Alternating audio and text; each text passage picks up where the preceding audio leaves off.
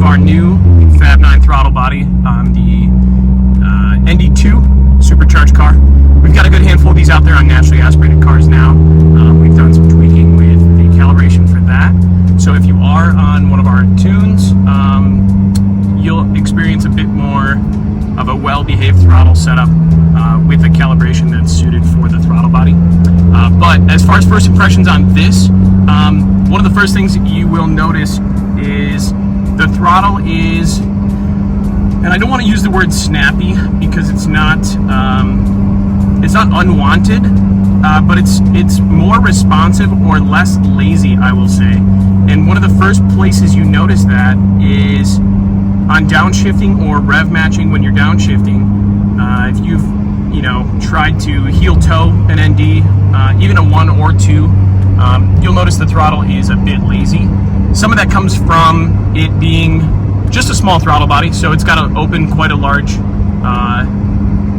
amount to net the jump in RPM that you're looking for while rev matching the car into a corner. So what this does is, for the same pedal effort, you're getting more airflow entering that corner or upshifting. And we're in 4th now, so we'll just do a quick.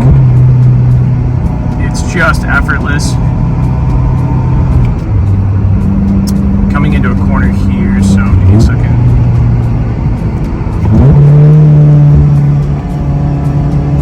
And then mid-range power is just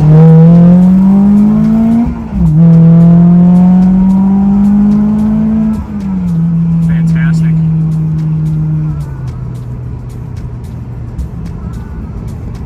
One of the only areas I think we need to tweak calibration-wise with these forced induction cars, and this is probably going to be more so on the Edelbrock and HKS systems.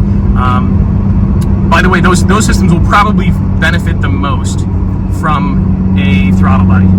Superchargers do not like induction resistance, and your throttle body is probably the smallest bottleneck in the system currently. But one of the things I'll notice prior to tuning is in the middle of the the middle of your pedal percentage, so probably 25-30%. When we first started driving, and we're data logging now, so I'll confirm some of this later. When we first started driving, it was a little jumpy, and you'd get some oscillation.